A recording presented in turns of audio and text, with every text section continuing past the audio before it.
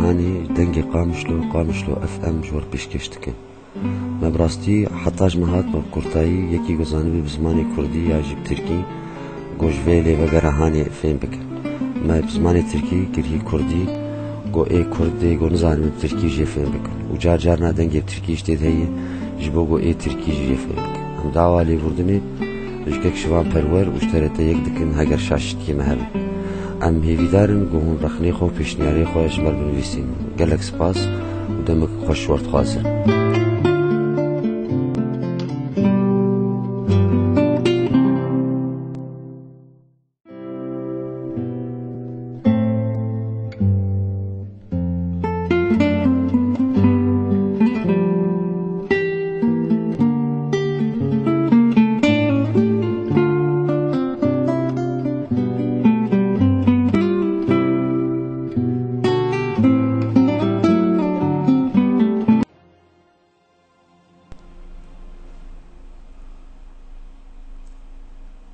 لیدری ویران شهر گنده سورک اورفای هنرمندی پرمناودنگ شوان پرور لویدری هاتی دنیایی لوی جغرافیا هانی فیری هنر و موسیقا خوبیه سال 1976 بی سالیا خود مجبور بویه درکتیه 1000 کیلومتر لێگەڕان و مەلباژارێ بۆن ئەڵمانیا ئەو دیتە.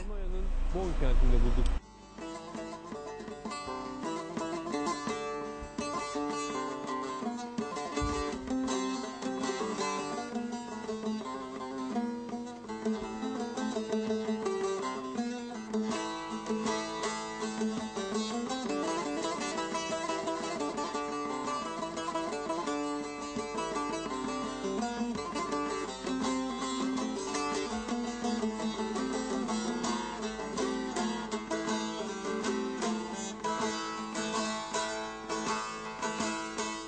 Bizim yöre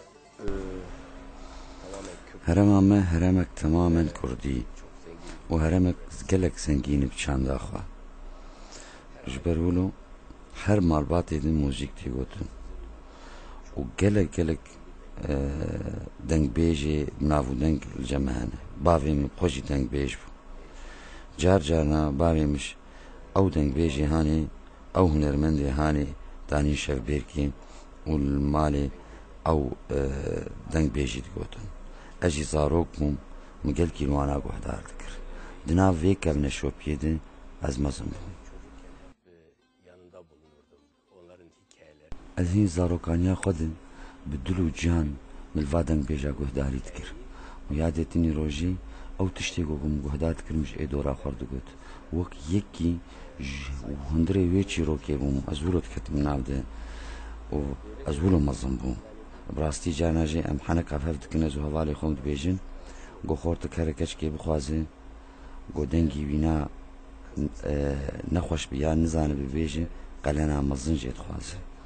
Ji xeynî wêna jî li cem me di herêma me de gelek tiştê cudayîtîn de hebûn weke şêxa, axa, beg û mîr tiştê wilo ew jî cê xwe di nav hunera kurdî û çanda kurdî de cê xwe girtin û ji ber got gundiyê me jî nizanî bûn gelkî bi zimanê Tirkî biştegelin ji xeynî kurdî pêve ji ber wêna jî gelek zehmetî dihatin dîtin nav gundiya de.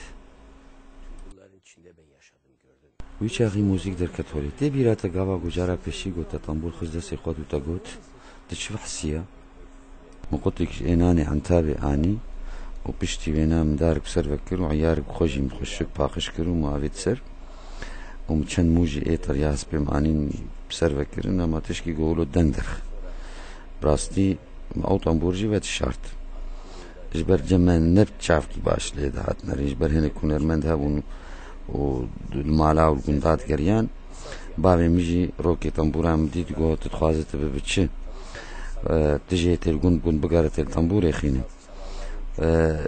rastî min gelkî dixwast got xewn û xeyalek bû ji min re got ez tembûrek min hebe war ser tembûrê helbesta vêjim û strana vêjim.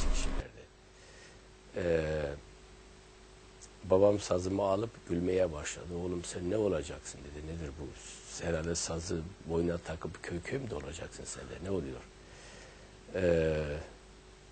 Onu hatırlıyorum. Çünkü o kadar saza karşı bir ilgim vardı ki her gün öyle hayal ederdim. Bir sazım olsun ve sazla türkü söyleyebileyim.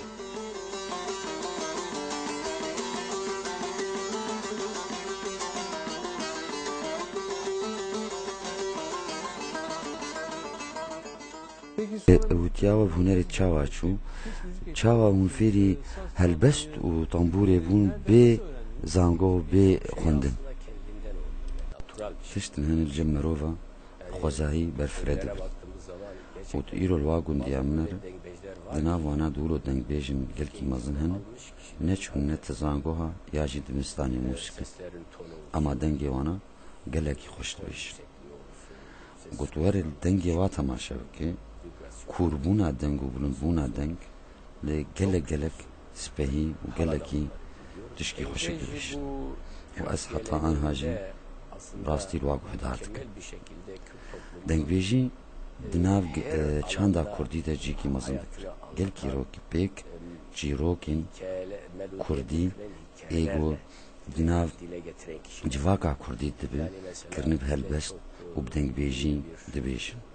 û wilo mînakê karin bidim mîna memûzîn çîrokek evînî tê bîra min got dengbêja bi saeta ta jî bi roja digotin. O wilo vî şeklê hanê ez pê dikirin. Elini Kur'an'a götürürdü, başlardı. Mesela Delihane meme hatife zibe daket içeri ve yaredim Rabbana Kudüs zekeriye mudetmane ve assuare ve bu hedvane girişane demeradem aleyh böyle başlardı. Melodi insanları hipnotize ediyordu. Ve insanlar dinledikçe dengbejde konsantre oluyordu. Ve sanki dengbejin kendisi o hikayenin mensuplarıymış gibi kendini hissediyordu ve tamamen derin bir şekilde dalıyordu hikayeye. Navî wî nîzikmakî İsmail Aygun. Hîn Emerîkî biçûkek de hat naskirin dengê wîna. û duya Emerî de demrê biçûk de dixwestin jêr konserkê çêbikin. û hinka jî dixwest got jêr elbonkê çêbikin. Lê wîna ramanî wîna xwendin bû û dixweste bixwîne. Sala 1973 de li Ankara zangoha Gazî beşê matematîk destketibû. Lê ev xortêhan nikarîbû jiyana wîna gelkî dirêj bike li zangohê. Piştî di sala 1975 ji bo endamê parlamenterê Rojhilat şevek pîrozbahiyê wê çêbibaya û xortik derkete ser şwanê û bi zimanê Kurdî stran gotin. Ji wê rojê de jiyana wîna gelekî hate guhertin. Gelip her yıl öyle bir kutlama yaparlardı. O yılda 75'in sonlarına doğru yine Güney Parkı'nda bir kutlama mahiyetinde bir konser. Küçük bir salon, böyle bir 1000 kişilik bir salondu.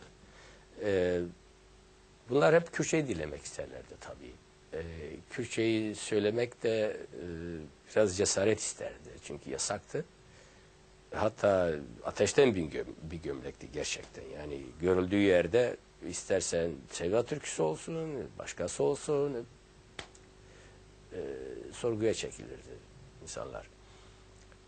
O zaman bir sanatçıyı, yani Kürt asıllı bir sanatçı İstanbul'dan Ankara'ya getirdiler. Sanatçı çıktı. Herkes onun Kürtçe söylemesini bekliyor.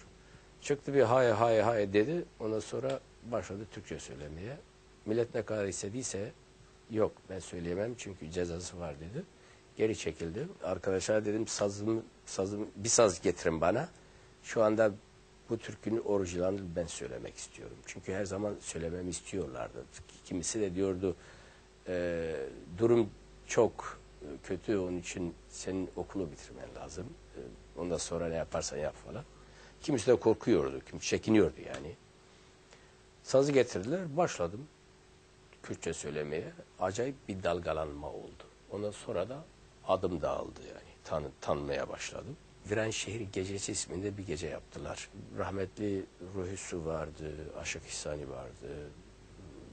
Galiba rahmetli Ahmet Arif vardı. Daha bir sürü sanatçı vardı.